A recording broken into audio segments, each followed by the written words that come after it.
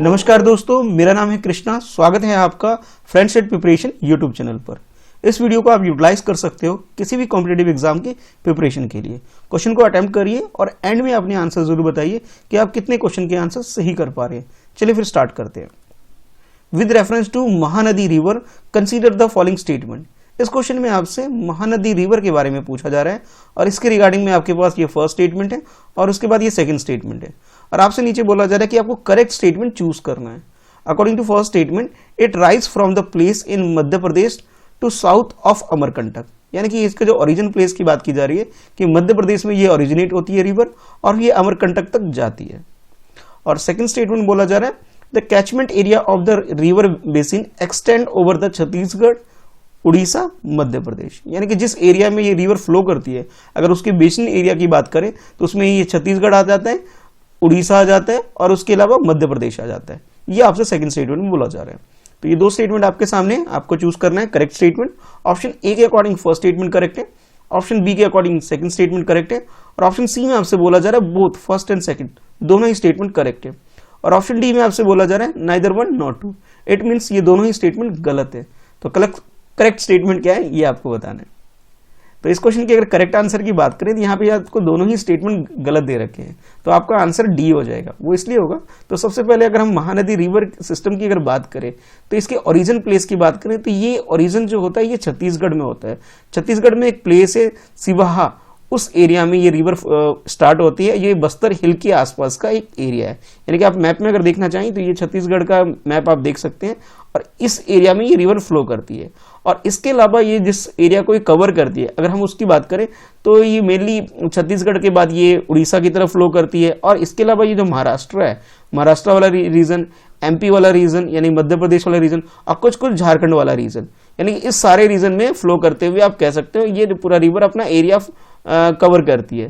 तो आप ये कह सकते हो दोनों ही स्टेटमेंट आपको गलत दे रखे हैं, यानी कि आप ये कह सकते हो झारखंड, महाराष्ट्र, मध्य प्रदेश इस सारे रीजन में के अलावा ये कुछ और रीजन में भी ये फ्लो करती है। ठीक है, तो करेक्ट आंसर जो हमारा हो गया वो डी हो जाएगा, दोनों स्टेटमेंट गलत होने की वजह से।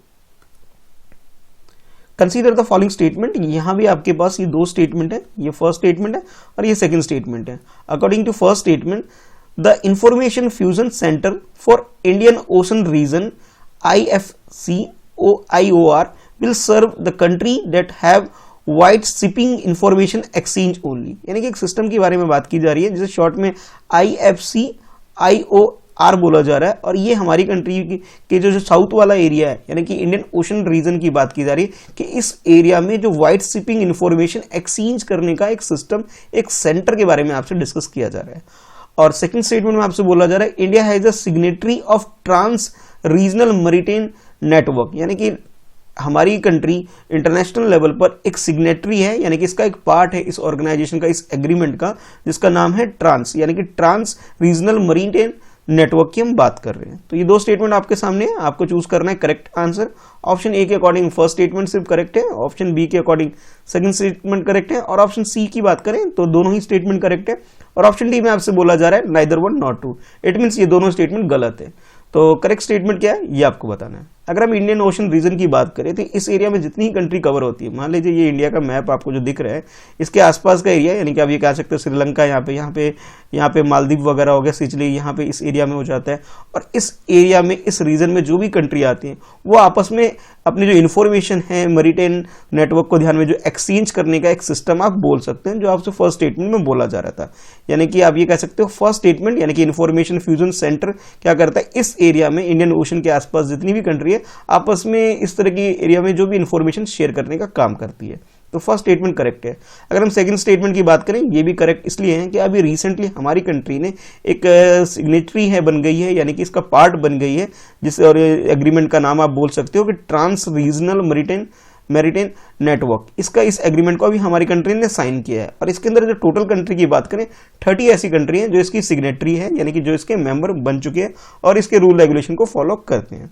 तो करेक्ट आंसर हमारा सी हो गया, दोनों स्टेटमेंट करेक्ट होने की वजह से। Which of the following sports are included in Khelo India youth game. आप लोग जानते हो हमारी कंट्री में स्कूल स्पोर्ट्स को या फिर कॉलेज स्पोर्ट्स को इन्हेंस करने के लिए, वहाँ पे टैलेंटेड बच्चों को बाहर निकालने के लिए हमारी कंट्री में खेलो इंडिया का कॉन्सेप्ट आया है यूथ गेम का। और उसके रिगार्डिंग में आपसे यहाँ पे 3 गेम के नाम दे दिए गए हैं आपको, गटका, कलाईपयौड़ी और थांगटा, ये 3 गेम है। अब आपको ये बताना है इन तीनों गेम में से कौन से खेलो इंडिया गेम का पार्ट है जिसको इस गेम के अंदर इंक्लूड किया गया है। तो ऑप्शन आपके पास कुछ इस तरह से है, फर्स्ट और थर्ड गेम बिल्कुल करेक्ट है, ये फर्स्ट गेम है, ये सेकंड है और ये थर्ड है। फर्स्ट और थर्ड करेक्ट है according to option A. Option B की बात करें तो सेकंड एंड थर्ड गेम जो है वो करेक्ट है, और ऑप्शन सी की बात करें तो फर्स्ट एंड सेकंड करेक्ट है, और ऑप्शन डी में आपसे बोला जा रहा है ये तीनों ही गेम को इंक्लूड किया गया है खेलो इंडिया गेम में। तो करेक्ट आंसर आपके अकॉर्डिंग क्या है, क्वेश्चन को अटेम्प्ट कर लीजिए।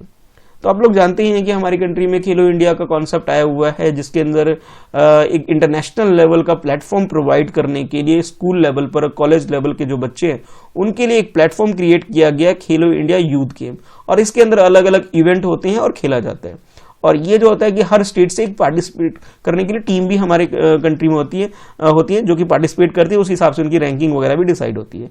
अभी रिसेंटली क्या हुआ है, जो अभी नेक्स्ट ईयर जो ये 2021 का जो गेम्स होना है, आप लोग जानते हैं हरियाणा के अंदर होना है, तो उसके अंदर कुछ गेम को इसके अंदर और भी इंक्लूड किया गया है, जिसके अंदर गटका एक कह सकते हो पंजाब से ओरिजिनेट हुआ एक गेम है, जो कि पंजाब जो सिख वॉरियर वगैरह होते थे वो इस चीज को इस्तेमाल किया करते थे अपने फाइटिंग स्किल के लिए और डिफेंस वगैरह के लिए। अच्छा, उसके अलावा नेक्स्ट गेम जो इसमें इंक्लूड किया गया वो कलाईपयट्टू इस्तेमाल किया गया, और इस गेम को कह सकते हैं केरला का एक गेम है, जो केरला का मार्शल आर्ट बोल सकते हो, जिसे हमारी इस यूथ खेलो इंडिया गेम में इंक्लूड किया गया है। इसके अलावा आप ये कह सकते हो जो मणिपुर में भी एक मार्शल आर्ट है, मार्शल जिसे नाम ह्यून लैंगलुंग बोला जाता है, और इसके अंदर 2 फॉर्म्स है, एक आर्म के साथ होता है, एक विदाउट आर्म होता है। तो जो ये थांगटा जो है ये आर्म्स के साथ, यानी कि कह सकते हो औजार वगैरह को या कुछ चीजों को इस्तेमाल करके जो गेम लड़ा जाता है, उस गेम को भी इस खेल का पार्ट इंक्लूड किया गया है। तो आप ये कह सकते हो तीनों ही स्टेटमेंट हमारे करेक्ट है। कंसीडर द फॉलोइंग स्टेटमेंट, यहां आपके पास 2 स्टेटमेंट है, ये फर्स्ट स्टेटमेंट है और ये सेकंड स्टेटमेंट है। According to first statement, state government can declare animal as वनिमल under the wild life protection act 1972। यानी कि अगर हम ये बात करें कि स्टेट गवर्नमेंट के पास पावर होती है कि भी किसी भी एनिमल को प्रोटेक्शन के लिए वो उसे डिक्लेयर कर सकता है, एक तरह से कर सकते हो उसे कि भी इसके ऊपर अटैक नहीं होना चाहिए, उसकी सेफ्टी के लिए कदम ले सकता है, ये उसके पास पावर होता है as per the wild life protection act 1972। According to second statement, rhesus macaque monkey are protected species under the Schedule 2 of Wildlife Protection Act। यानी कि आप ये कह सकते हो इस क्वेश्चन के अंदर आपसे वाइल्ड लाइफ प्रोटेक्शन एक्ट जो हमारी कंट्री में 1972 में आया था, उसके रिगार्डिंग में 2 स्टेटमेंट आपके सामने हैं। फर्स्ट स्टेटमेंट में स्टेट की पावर के बारे में डिस्कस किया गया, सेकंड स्टेटमेंट में स्पीसीज के बारे में डाला गया कि इसके प्रोविजन किस तरह से हैं इसके प्रोटेक्शन के लिए। तो आपको ये बताना है कि करेक्ट स्टेटमेंट कौन सा है।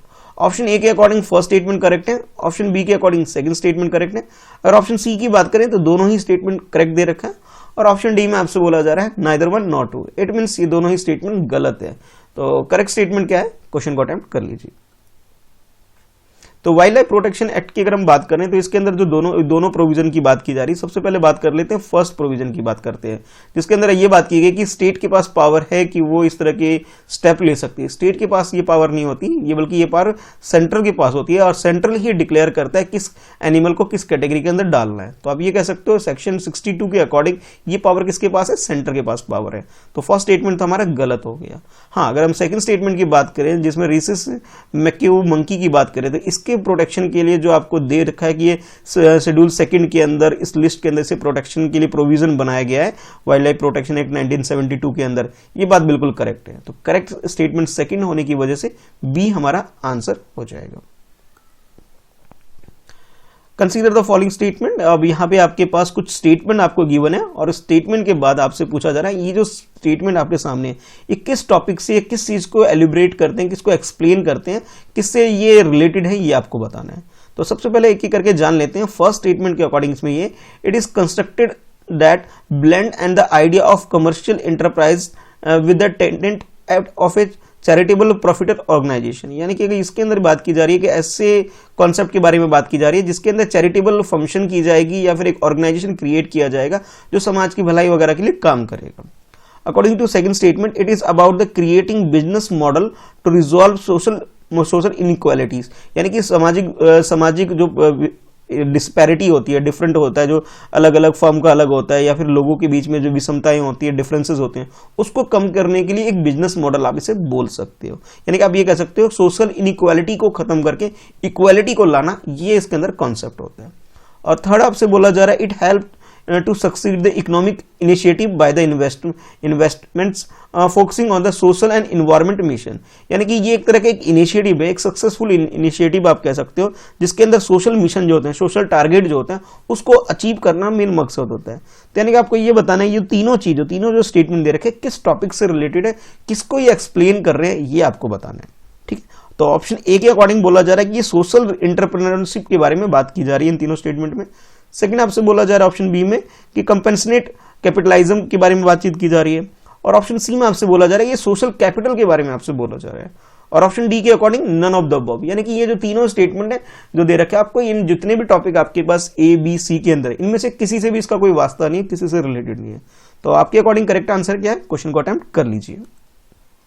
तो इस क्वेश्चन में जो आपको तीनों ही स्टेटमेंट दे रखी है, एक तरह से कहते हैं कि सोशल, किसी भी फर्म की जो सोशल रिस्पॉन्सिबिलिटी हो उससे रिलेटेड इसके अंदर बात की जाती है। बिजनेस का मेन मकसद तो सब लोग जानते हैं कि भी प्रॉफिट अर्न करना होता है, लेकिन प्रॉफिट के साथ साथ इनकी कुछ सोशल रिस्पॉन्सिबिलिटी भी होती है कि एनवायरनमेंट को प्रोटेक्ट करना, सोशल इनक्वालिटी को दूर करना, गुड गवर्नेंस करना, जिस एरिया में प्लांट वगैरह या फिर जो भी मशीनरी आपने सेटअप किया हुआ है उस एरिया को डेवलप करना, इस तरह के काम करना भी एक जरूरी पार्ट है, आप कह सकते हो किसी फर्म का। तो आप ये कह सकते हो ये तीनों जो स्टेटमेंट आपको दे रखे हैं ये सोशल एंटरप्रेन्योरशिप के बारे में बात की जा रही थी। तो हमारा आंसर जो हो जाएगा ऑप्शन ए हो जाएगा। आज आपके लिए क्वेश्चन ये है, आपको ये बताना है कि जो खेलो इंडिया यूथ गेम जो होता है हमारी कंट्री में, ये किस ईयर स्टार्ट हुआ था, और जब से ये स्टार्ट हुआ है अभी तक किस किस स्टेट ने इसे होस्ट किया है, उसका नाम भी बताना है आपको। और उसके साथ साथ आपको ये भी बताना है कि कौन कौन सा स्टेट इसमें टॉपर रहे थे, यानी कि अभी तक जितने भी एडिशन हुए हर एडिशन का होस्ट स्टेट का नाम बताना है आपको, नंबर 1। और नंबर 2 आपको ये होना है जो भी स्टेट इसमें विनर रहे, विनर का मतलब है जिन्होंने सबसे ज्यादा मेडल जीते हैं, उनके बारे में बताना है। ठीक है, तो आज की इस वीडियो में इतना ही, मिलते हैं नेक्स्ट वीडियो में। वीडियो पसंद आती है वीडियो को लाइक शेयर जरूर करें।